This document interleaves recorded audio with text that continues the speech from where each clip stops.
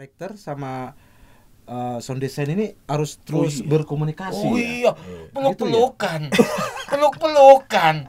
Kalau udah selesai tuh peluk-pelukan gini. Oh, gitu.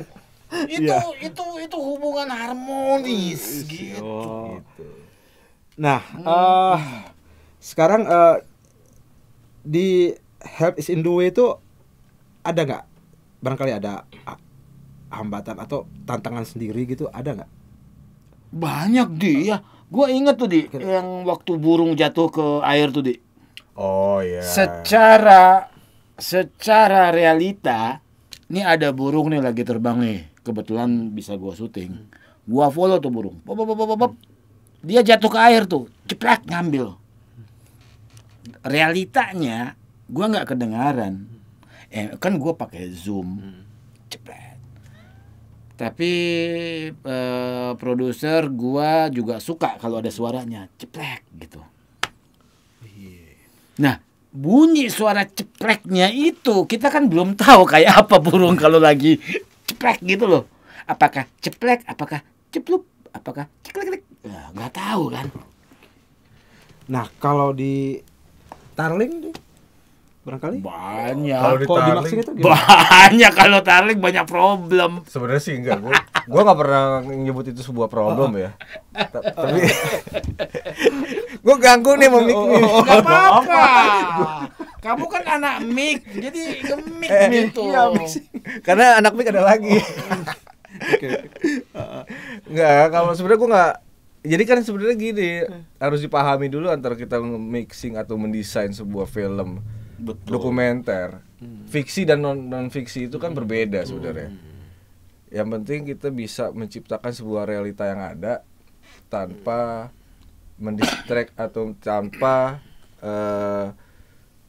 membuat penonton itu apa bahasanya tuh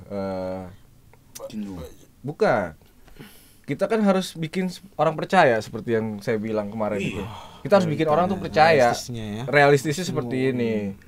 Makanya kenapa kadang-kadang suara itu tidak dianggap, karena tidak ada yang mengganggu gitu. Tapi ketika ada satu frekuensi yang mengganggu, itu akan penonton akan penontonnya. terganggu. Oh iya. Gitu loh.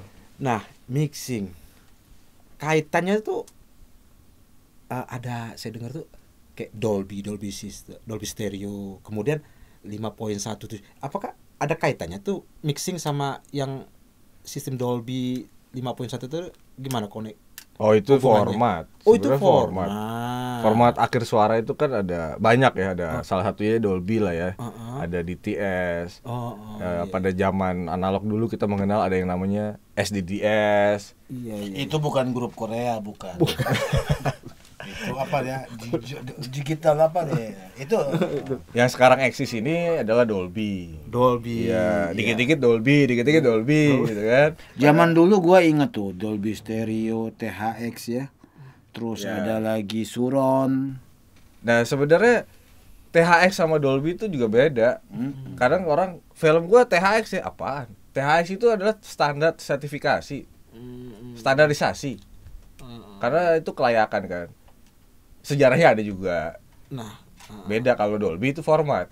Dolby format ya. Berarti itu mixing dan format Dolby maupun 5.1 itu berdampak juga kepada apa ruang bioskop lah, bisa dibilang teater itu ya. Iya, karena mereka Efek punya ya? standarisasi spek dia kan. Ukuran, kekerasan suaranya, itu kan semua diatur. Berarti kalau film kita nih kalau tanpa spek itu sistem itu nggak bakal tayang dong berarti kita ya. Cuman hanya mixing aja ya tanpa pakai Dolby ya. Ya tayang-tayang aja. Tayang aja ya. Iya. Cuman jelek ya. Iya. Akustiknya itu.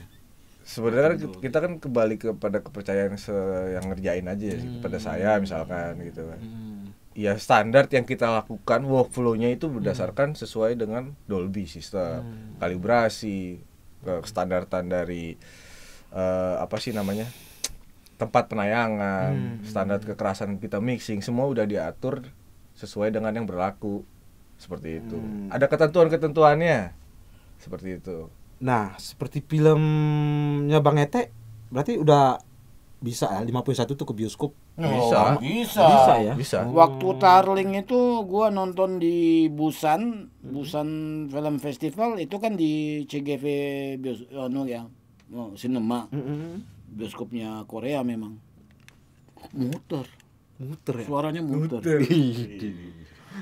Kagum juga gua sama lu sih Di, apakah karena speakernya aja yang muter gitu kan. Apa orang yang lagi muter? Iya kan, wah oke juga nih kan. Dan gini, waktu gua nonton sama penonton gua, udah enggak, gua sebel. Samping gua berisik banget nih, ngomong apa sih. Samping gua gitu kan. Pas gua liatin enggak ngomong mereka. Nyatanya suara film gue di sebelah kiri berisik. Itu yang efeknya disebut ya. suruh. Luar biasa. Seolah-olah samping lu tuh ada yang ngomong gitu. Bisik-bisik gitu. Padahal itu dari suara film lu. Nah, Di sebelah kiri. Iya. Nah, ini kan sekarang lagi rame nih video streaming. Oh, streaming. Ya, streaming. Ya kan video streaming ini. Nah, ini kan film Bang Hete ini apakah bisa nggak masuk ke video streaming itu ya? Bisa, makanya kan kayak film yang terakhir ini apa? Help Me on the Way itu kan. Help Me is on the way. Itu kan juga tayang di streaming kan. Oh, streaming. Itu masuk kategori streaming ya? Iya. Yang di Betul. GoPlay ya. Makanya itu si director atau produser harus bilang ke kita. Itu kan bagian teknis. Oh. Itu kan bagian dalam teknis soalnya kan. Ini akan tayang di mana nih? Seperti itu. Tayang di bioskop kah? Di teater kah? Tapi secara SOP-nya kita hasil akhirnya kita akan ngasih. Buat bioskop ngasih, buat streaming, broadcasting kan. Kita kasih juga. Beberapa. Jadi kayak kita mikir misalkan yang paling 71 lah katakanlah. Kita bikin format 71 ya. Berarti 5.1 dan stereonya kita kasih juga. Tapi gini Bruce, di handphone gue itu ada Sound Atmos. Sound Atmos, oke. Kalau itu gue nyalain, walaupun gue nonton YouTube ya, maksudnya YouTube ya tetap film-film Hollywood ya, gue pingin tes suara Atmosnya aja, kena. Kena ya. Di handphone aja ada Atmosnya. Nanti biar lu beli handphone kayak gue juga, biar nontonnya tuh enak juga gitu. Beda lu.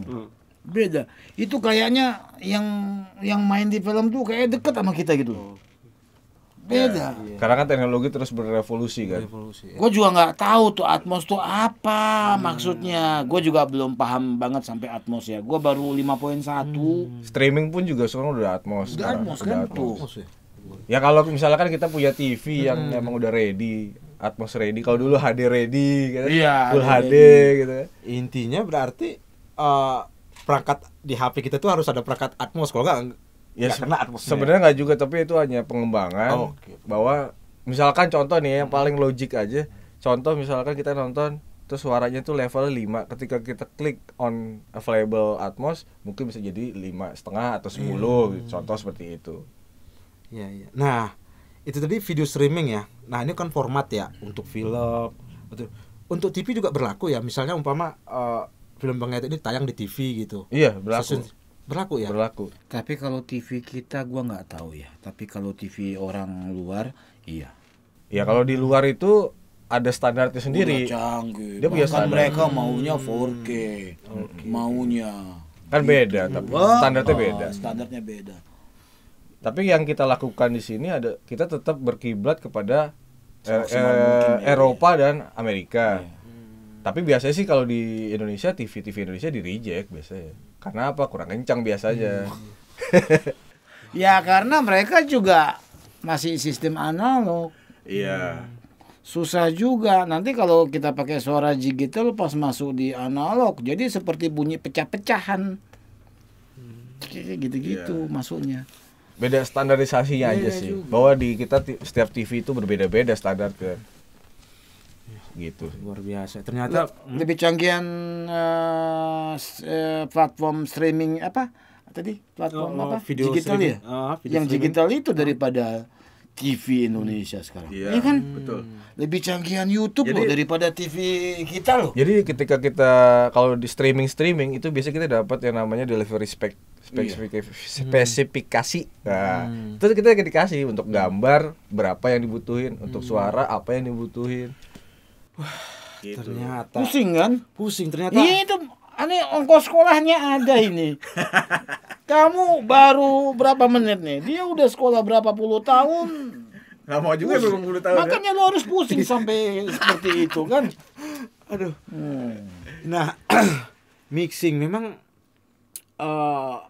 dari keseluruhan film itu, ini dalam konteks film itu wajib ya intinya mixing ya. Oh iya, wajib. Wajib ya.